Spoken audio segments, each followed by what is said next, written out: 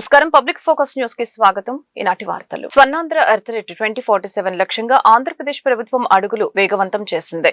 ఇందులో భాగంగా ఏపీ మంత్రుల బృందం ప్రస్తుతం సింగపూర్ లో పర్యటిస్తోంది. సింగపూర్ విదేశీ వ్యవహారాల శాఖ మంత్రి గన్ సియో హువాంగ్ తో మంత్రుల బృందం భేటీ అయింది. అమరావతి అభివృద్ధి, స్మార్ట్ సిటీ ప్లానింగ్ మరియు అత్యాధునిక సాంకేతిక వినియోగంపై ఈ సమావేశంలో కీలక చర్చలు జరిగాయి. సింగపూర్ పర్యటనలో ఉన్న ఏపీ మంత్రుల బృందం బిజీగా గడుపుతోంది. మంత్రులు నారాయణ, అచ్చెన్నాయుడు, అనిత, బీసీ జనార్దన్ రెడ్డి, సత్యకుమార్, అనగాని సత్యప్రసాదులతో కూడిన బృందం సింగపూర్ మంత్రి గన్సియో హువాంగ్ తో సమావేశమైంది. భారత్లోని సింగపూర్ హై కమిషనర్ సమక్షంలో జరిగిన ఈ భేటీలో రెండు దేశాల మధ్య ఉన్న ఆర్థిక సంబంధాలను మరింత బలోపేతం చేయడంపై చర్చించడం జరిగింది.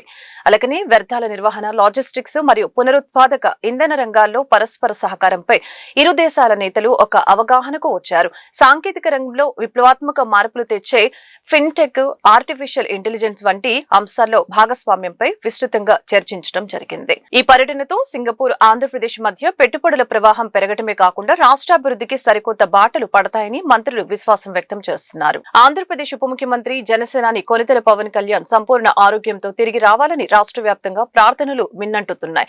పవన్ కళ్యాణ్ త్వరగా కోలుకొని ప్రజాక్షేత్రంలోకి అడుగు పెట్టాలని ఆకాంక్షిస్తూ విజయవాడ ఇంద్రకీలాద్రిపై జనసేన శ్రేణులు ప్రత్యేక పూజలు నిర్వహించారు. విజయవాడ ఇంద్రకీలాద్రి క్షేత్రం జనసేన వీర మహిళల భక్తి ప్రపత్తులతో ఆధ్యాత్మిక శోభ సంతరించుకుంది. పార్టీ అధినేత పవన్ కళ్యాణ్ ఇటీవల శస్త్రచికిత్స చేయించుకొని విశ్రాంతి తీసుకుంటున్న నేపథ్యంలో ఆయన త్వరగా కోలుకోవాలని కోరుతూ జనసేన వీర మహిళల ఆధ్వర్యంలో ఇంద్రకీలాద్రిపై ప్రత్యేక కార్యక్రమాల్ని చేపట్టడం జరిగింది.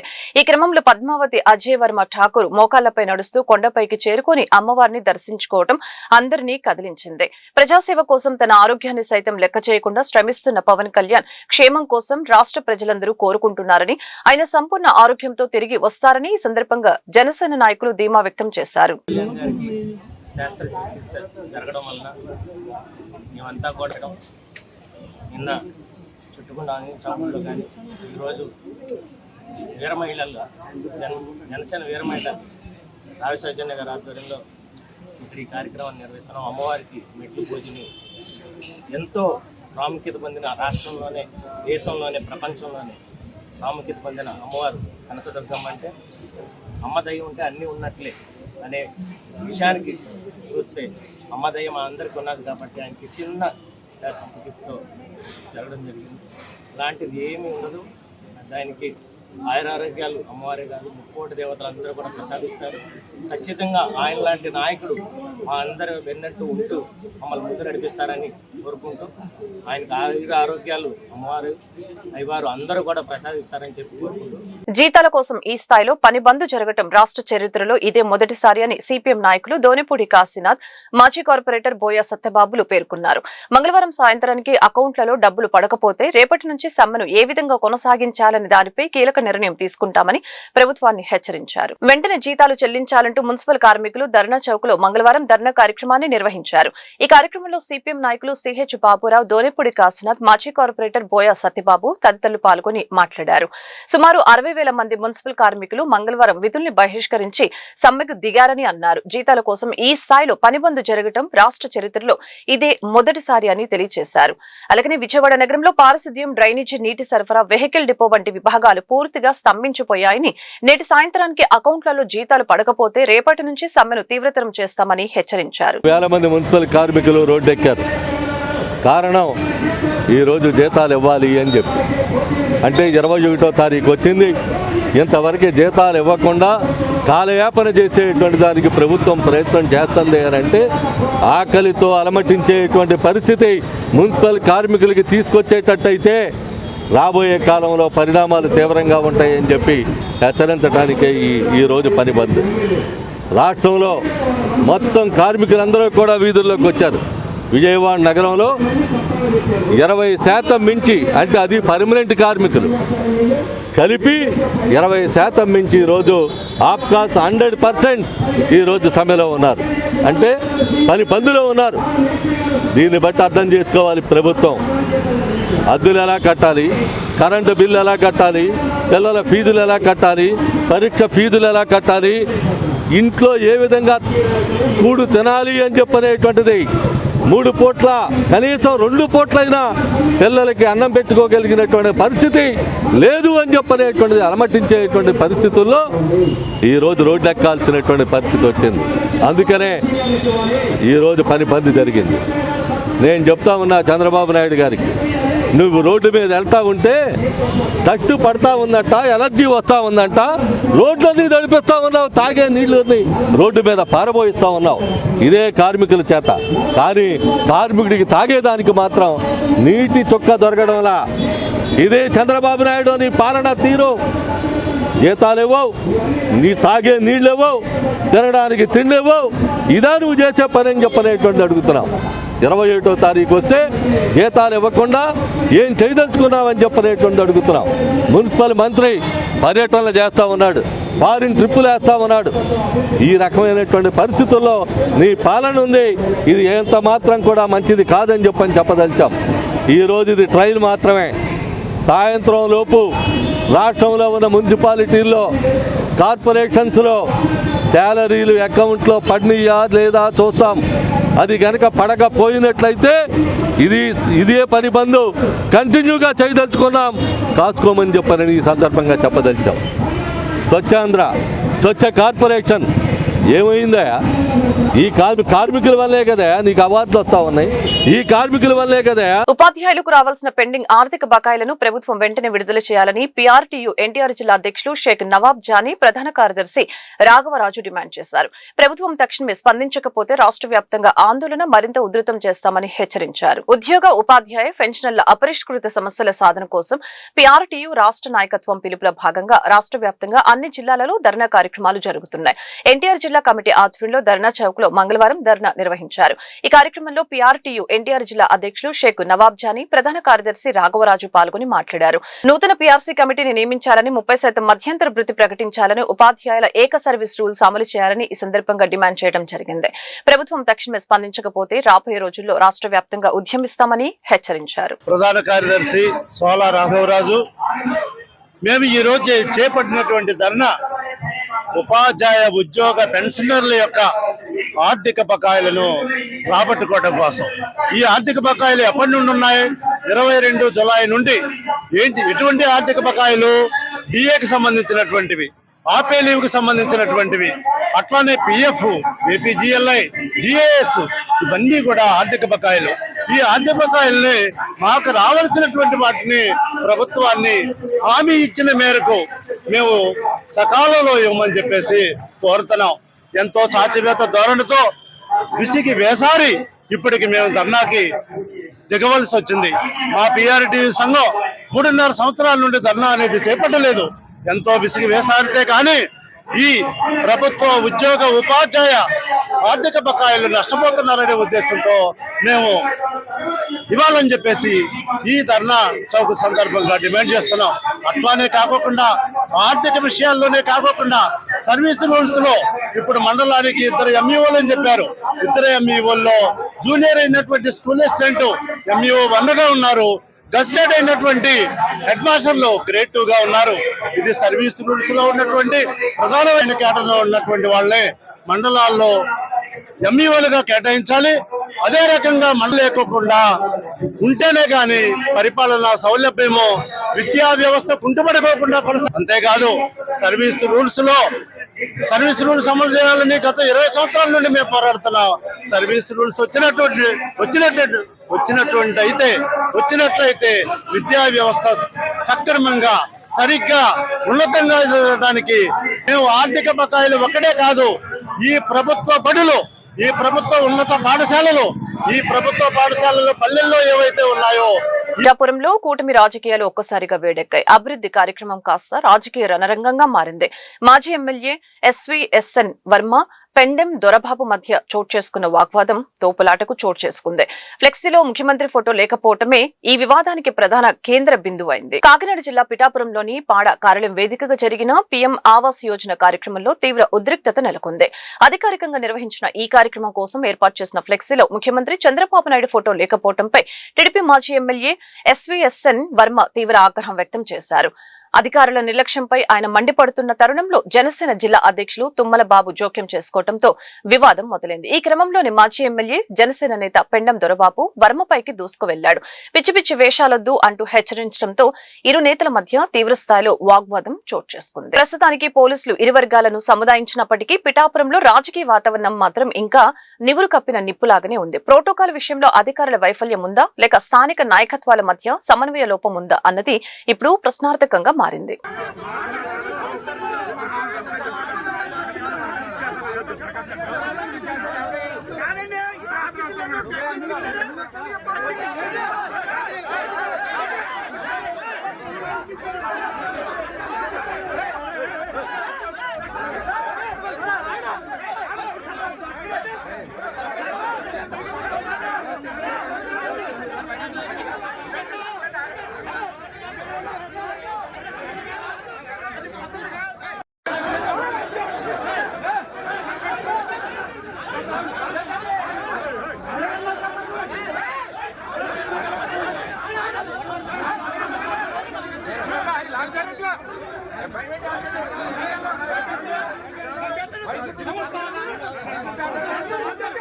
మహిళా రిజర్వేషన్ల అంశం ఇప్పుడు రాజకీయంగా పెనుదుమారం రేపుతోంది. చట్టం ఆమోదం పొందిన అమలులో జరగకుండా జాప్యంపై వామపక్షాలు కన్నెర చేస్తున్నాయి. మహిళా బిల్లు విషయంలో బీజేపీ, టీడీపీలు ఆడుతున్న డ్రామాలను సిపిఎం రాష్ట్ర కార్యదర్శి వి శ్రీనివాసరావు తీవ్రంగా ఎండకట్టారు. మహిళా రిజర్వేషన్ల అమలుపై కేంద్ర ప్రభుత్వం అనుసరిస్తున్న తీరును సిపిఎం తీవ్రంగా ఖండిస్తోంది. విజయవాడలో జరిగిన మీడియా సమావేశంలో శ్రీనివాసరావు మాట్లాడారు. 2023లో చట్టం చేసినా ఇప్పటి వరకు దానిని నోటిఫై చేయకపోవడం మోడీ ప్రభుత్వ చిత్తశుద్ధికి నిదర్శనమని మండిపడ్డారు. అమలు చేయాలి అనేటువంటి డిమాండ్ తోటి ఈరోజు వామపక్షాలు ప్రజల్లోకి పోవాలని చెప్పి నిర్ణయించుకున్నాము. మహిళా రిజర్వేషన్లు 2023లోనే ఆ చట్టం ఆమోదం పొందింది. 23లో ఆమోదం పొందినటువంటి చట్టాన్ని నోటిఫై చేయడానికి మోడీ ప్రభుత్వం 3 సంవత్సరాలు గడువు తీసుకుంది. అంటే 3 ఏళ్ళు నిద్రపోతున్నారు. కోల్డ్ స్టోరేజ్లో పడేసి దాన్ని ఈ అసెంబ్లీ 5 రాష్ట్రాల ఎన్నికల మధ్యలో ఇక తాము ఓడిపోతాం అనే ఒక అపనమ్మకం ఏర్పడేసరికల్లా తమిళనాడు, బెంగాల్లో సడన్గా బుట్టలో నుంచి మళ్ళీ ఈ బిల్లును తీసుకొచ్చి 131వ రాజ్యాంగ సవరణ పేరుతోటి వెంటనే అమలు జరపడానికి మహిళా రిజర్వేషన్లు మేము ముందుకు వస్తున్నామని ఒక పెద్ద నాటకానికి తెరలేపారు. ఆల్రెడీ ఆమోదం పొంది అమలు జరపాల్సినటువంటి మహిళా రిజర్వేషన్లు ఇప్పుడు ఏదో కొత్తగా తీసుకొచ్చినట్టు, కొత్తగా అమలు జరపబోతున్నట్టు, ప్రతిపక్షాలు దానికి ఆటంకం కలిగించినట్టు, తామే మహిళా శక్తికి ప్రతినిధులు అయినట్టు ఇంత పెద్ద రసవత్తరమైనటువంటి నాటకం మోడీ ఆడుతుంటే ఆ మోడీ నాటకంలో సైడ్ యాక్టర్స్ లాగా ఇప్పుడు ఇక్కడ మనకి చంద్రబాబు నాయుడు గారు వీళ్ళు తయారయ్యారు. అదేదో అదిగో పులంటే ఇదిగో తోకన్నట్టు వాళ్ళను మించి చంద్రబాబు నాయుడు గారు దీన్ని భుజాన్ని వేసుకొని అసలు మొత్తం మహిళలకు అన్యాయం జరిగిపోయినట్టే మాట్లాడుతూ ఉన్నారు. నిన్న తమిళనాడులో ఆయన ప్రచారానికి వెళ్ళారు. ఆ ప్రచారంలో ఇప్పుడు ఉన్నట్టుండి ఆయనకి పూనకం వచ్చినట్టుంది, ఆర్ఎస్ఎస్ పూనకం వచ్చినట్టుంది. హిందూ మత అన్యాయం, హిందూ ధర్మం దీని పరిరక్షణ అని చెప్పి హిందూ ధర్మాన్ని అక్కడున్న డిఎంకే కూటమి నాశనం చేస్తున్నట్టు ఎందుకు వచ్చిందో ఆయనకు మరి ఈ రకమైనటువంటి పూనకం వచ్చినట్టు మాట్లాడేస్తూ ఉన్నారు. ఇదే తెలుగుదేశం పార్లమెంట్లో వాళ్ళు శ్రీకృష్ణదేవరాయలు మాట్లాడారు, మన రాష్ట్రానికి తీవ్రమైన అన్యాయం చేస్తుంది. 2011 జనాభా అయినా 2026 జనాభా అయినా జనాభా లెక్కలను తీసుకుంటే మనకు అన్యాయం జరుగుద్ది అని చెప్పి స్పష్టంగా చెప్పారు. ఇదే తెలుగుదేశం ప్రతినిధి 2023లో మహిళా రిజర్వేషన్ బిల్లు ఆమోదం పొందినప్పుడు దానికి ఈ సెన్సెస్కి డీలిమిటేషన్ ముడిపెట్టొద్దు, దీన్ని డైరెక్ట్గా అమలు చేయండి అని చెప్పి ఆ రోజు వాళ్ళు ఢిల్లీ సరిహద్దులోని నోయిడా, గ్రేటర్ నోయిడా పారిశ్రామిక ప్రాంతాలు నిరసన జ్వాలలతో అట్టడుగుతున్నాయని శ్రామిక హక్కుల పోరాట సంఘం రాష్ట్ర కన్వీనర్ ఆర్ రఘు ఆవేదన వ్యక్తం చేశారు. కార్మికుల కష్టాలను తీర్చాల్సిన ఉత్తరప్రదేశ్ ప్రభుత్వం పెట్టుబడిదారులకు అనుకూలంగా వ్యవహరిస్తూ ఉద్యమాన్ని అణచివేసేందుకు కుట్రలు పన్నుతుందని ఆరోపణలు చేశారు. శ్రామిక హక్కుల పోరాట సంఘం ఆధ్వర్యంలో గాంధీనగర్ ప్రెస్ క్లబ్ లో రౌండ్ టేబుల్ సమావేశం నిర్వహించడం జరిగింది. ఈ సమావేశంలో శ్రామిక హక్కుల పోరాట సంఘం రాష్ట్ర కన్వీనర్ ఆర్ రఘు, ఐఎఫ్టియు నాయకులు గోపాలం, టియుసిఐ నాయకులు ఎం ప్రసాద్, ఐఎఫ్టియు నాయకులు పోలారి, ఎస్కే బాజీ, ఏఐసీసీటీయూ నాయకులు ఉదయ్ కిరణ్ తదితరులు పాల్గొని మాట్లాడారు. ఉత్తరప్రదేశ్ ప్రభుత్వం నోయిడా ప్రాంతంలోని కార్మికులు తమ న్యాయమైన డిమాండ్ల కోసం వేలాది మంది కార్మికులు స్వచ్ఛందంగా రోడ్లపైకి వచ్చి పోరాట బాట పట్టారని అన్నారు. పెరుగుతున్న నిత్యావసరాల ధరలు, చాలీచాలని వేతనాలతో కార్మికులు నలిగిపోతున్నారని, ఢిల్లీ వంటి మహానగరానికి చేరువలో ఉంటూ నెలకు కేవలం 8,000 నుంచి 9,000 రూపాయల జీతంతో కుటుంబాన్ని పోషించడం అసాధ్యంగా మారిన నేపథ్యంలో సమ్మెబాట పట్టామని తెలియజేశారు. ప్రభుత్వం తక్షణమే స్పందించి అరెస్టైన వారిని విడుదల చేయాలని, కార్మికుల సమస్యల్ని పరిష్కరించాలని డిమాండ్ చేశారు. ఢిల్లీ ప్రక్కనే ఉన్న నోయిడా పారిశ్రామిక వాడలో, గ్రేటర్ నోయిడా పారిశ్రామిక వాడలో దాదాపు 20,000కు పైగా పరిశ్రమలు ఉన్నాయి. 17-18 లక్షల మంది కార్మికులు అక్కడ కేంద్రీకరించి పనిచేస్తున్నారు. ఒక రకంగా అది భారతదేశ పెట్టుబడిదారీ వ్యవస్థకి నమూనాలాగా ఉంది. అక్కడ గత కొద్ది రోజులుగా 13వ తారీఖు మొదలై చాలా పెద్ద ఎత్తున పోరాటాల్లోకి కార్మికులు స్వచ్ఛందంగా వచ్చేసారు. ఆ పోరాటాలకి రావడానికి వాళ్ళని ఎవరూ చెప్పింది లేదు, అక్కడ పెద్ద కార్మిక సంఘాలు ఉన్నాయని కూడా అనడానికి కూడా లేదు. కానీ వాళ్ళు గత కొన్ని సంవత్సరాలుగా వాళ్ళ అనుభవం ఏంటంటే ఢిల్లీ దగ్గరుండి 8,000, 9,000తో కుటుంబ పోషణ అనేది అసాధ్యమైపోతుంది. దానికి తోడు ఈ యుద్ధం వలన ఎల్పిజి పెరిగి, రేట్లు పెరిగి, అన్ని ధరలు పెరిగి ఇక వాళ్ళు చావుకి సిద్ధంగా, ఆకలి చావులకు సిద్ధంగా ఉన్న పరిస్థితిలో వాళ్ళు పోరాటానికి తెగబడ్డారు. ఆ పోరాటం చాలా సమరశీలంగా సాగుతోంది, నిరవధిక సమ్మె రూపంలో సాగుతోంది. యజమానులు ఎన్ని ప్రయత్నాలు చేసినా కూడా వాళ్ళు వెనక్కి తగ్గలేదు.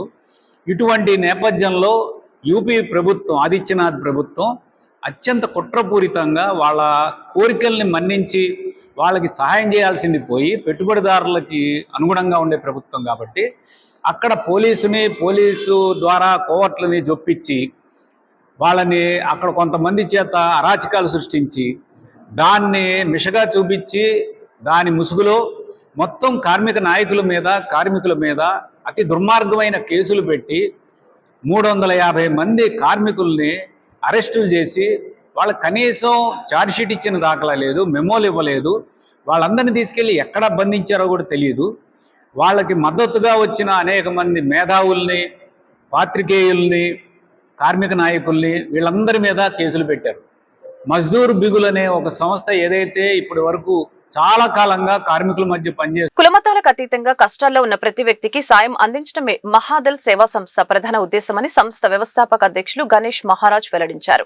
హిందూ ధర్మ రక్షణకు, గోరక్షణకు జరుగుతున్న అన్యాయాలను అరికట్టడమే లక్ష్యంగా తమ సంస్థ ముందుకు సాగుతుందని స్పష్టం చేశారు. గాంధీనగర్ ప్రెస్ క్లబ్ లో నిర్వహించిన ప్రత్యేక కార్యక్రమంలో నూతన రాష్ట్ర గౌరవ అధ్యక్షులుగా పత్రి శ్రీనివాస్ కు నియామక పత్రం అందజేశారు.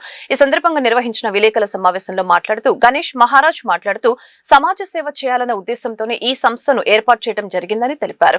హిందువులతో పాటు ముస్లింలు, క్రైస్తవులు ఇలా ఎవరికి ఏ ఆపద వచ్చినా మహాదల్ అండగా ఉంటుందని తెలిపారు. ముఖ్యమంత్రి నారా చంద్రబాబు నాయుడు జన్మదినం సందర్భంగా మహాదల్ తరపున ఆయనకు హృదయపూర్వక శుభాకాంక్షలు తెలియజేశారు. అదేవిధంగా హిందూ ధర్మ రక్షకుడిగా క్రియాశీల పాత్ర పోషిస్తున్న ఉప ముఖ్యమంత్రి పవన్ కళ్యాణ్ త్వరగా కోలుకొని మరింత ఉత్సాహంతో ప్రజాసేవలో నిమగ్నం కావాలని ఆకాంక్షించారు. ద్వారా వీక్షించే ప్రజలందరికీ కూడా నా నమస్కారాలు.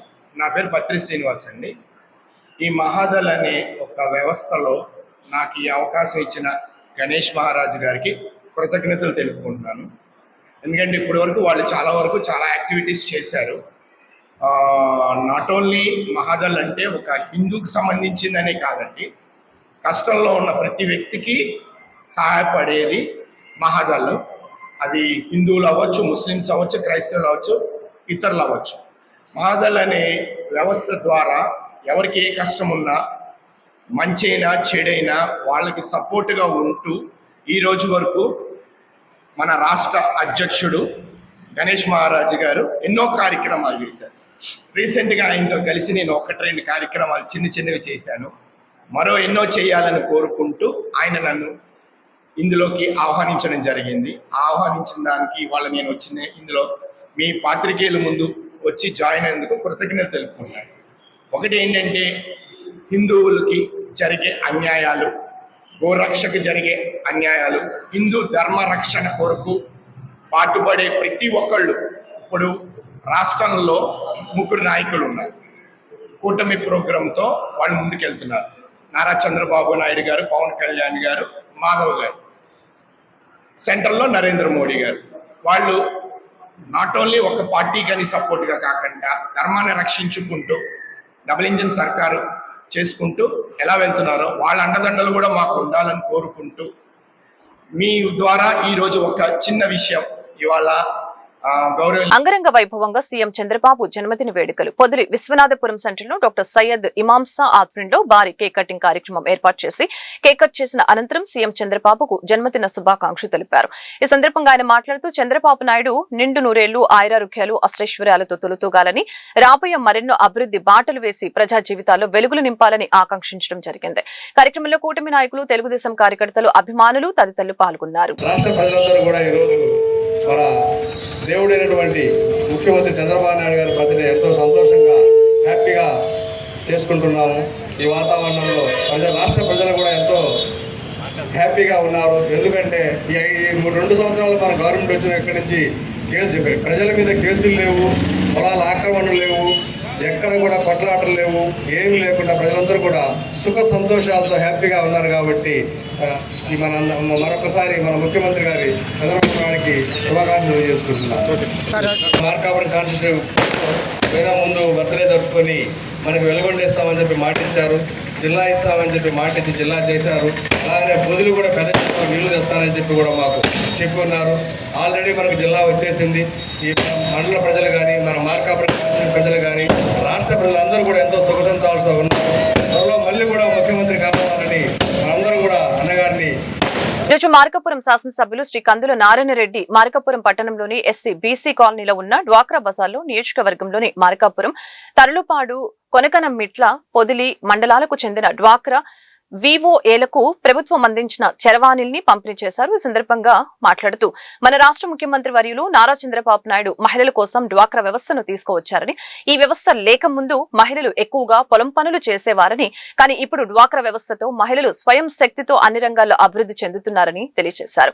ఈ కార్యక్రమంలో వెలుగు శాఖ అధికారులు, వివోఏలు, తెలుగుదేశం నాయకులు పాల్గొన్నారు. 2020 కళ సాకారమైంది. 2047 కళ కూడా సాకారం కావాలంటే మనమందరం తప్పకుండా ఆయన విజన్ని సమర్థిస్తేనే మన భావితరాలకు, మన భవిష్యత్ తరాలకి మనం న్యాయం చేసిన వాళ్ళు అమ్ముతామని చెప్పి ఈ సందర్భంగా మీ అందరికీ కూడా మనవి చేస్తా ఉన్నాం. ఈరోజు చూస్తా ఉన్నారు మీరు కూడా డ్వాక్రా మహిళలకు ఒకప్పుడు వడ్డీ లేని రుణాలు ఇస్తామన్నారు, తర్వాత పావలా వడ్డీ అన్నారు. ఎంతవరకు ఇంప్లిమెంట్ చేశారు, ఎంతవరకు సక్సెస్ఫుల్ గా అయ్యారు. కానీ మన ముఖ్యమంత్రి గారు వచ్చిన తర్వాత ఈరోజు అన్ని పుంజుకున్నాయి. 10 లక్షలు 20 లక్షల రూపాయలైంది. ఒక విజన్ అనేది ఏర్పాటు చేసుకుని ఆ విజన్ లో ప్రయాణించే దిశగా మిమ్మల్ని కూడా తీసుకుపోతా ఉన్నారు. మీకు ఒక మార్గదర్శకాలు, మీకు ఏం కావాలి, ఏం చేస్తే బాగుంటారు, ఏం చేసుకుంటే మీరు బాగుపడతారు అని ఇంటింటికి తిరిగి చేయటం. మిమ్మల్ని ఒక పక్క, రైతులను కూడా మరో పక్క. రైతులు ఇంటి దగ్గరికి పోయి కూడా ఇటీవల కాలంలో రైతన్న మీకోసం అని చెప్పి ప్రతి రైతు దగ్గరికి పోయి మీకు ఏం కావాలి, ఏం చేస్తే బాగుపడతారు, ఏమిస్తే మీరు లక్షాధికారి అవుతారు, మీకు ఈ ప్రభుత్వం ఏ రకంగా సహాయపడగలదు అని అడిగిన వాళ్ళు ఇప్పటి వరకు ఒక్క చంద్రబాబు నాయుడు గారి ప్రభుత్వం తప్ప ఎవరు కూడా ఈ రకంగా ప్రజల యొక్క మంచి గురించి ఆలోచన చేసినటువంటి పరిస్థితి ఇంతవరకు ఎప్పుడూ లేదని చెప్పి ఈ సందర్భంగా మనవి చేస్తా ఉన్నాం. మొట్టమొదటిసారిగా 2026లోనే జరిగింది, జనవరిలోనే జరిగింది. ఈ జనవరి నుంచే ప్రారంభమైంది. ఈ జనవరి నుంచే ఇంటింటికి తిరిగి మీ మంచి చెడులు తెలుసుకోవడం జరిగింది. ఒక 5 సంవత్సరాల వెనక్కి పోండి, 5 సంవత్సరాల వెనక్కి ఒక్కసారి చూడండి. ఒక్క అవకాశం అంటే అందరూ ఇచ్చారు. ఏమో కదా, ఏం జరుగుతుందో చూద్దాం, అద్భుతం ఏమైనా చేస్తారేమో. ఏం జరిగింది? ఒక విధ్వంసం, ఒక దుర్మార్గం. ఒక విధ్వంసం ఎట్టుంటుందో, ఒక దుర్మార్గం ఏ రకంగా ఉంటుందో ప్రజలకు కళ్ళకు కట్టినట్టుగా చూపించారు. ఈ వార్తలు ఇంతటితో సమాప్తం. మరొక బులెటిన్లో మళ్ళీ కలుద్దాం. నమస్కారం.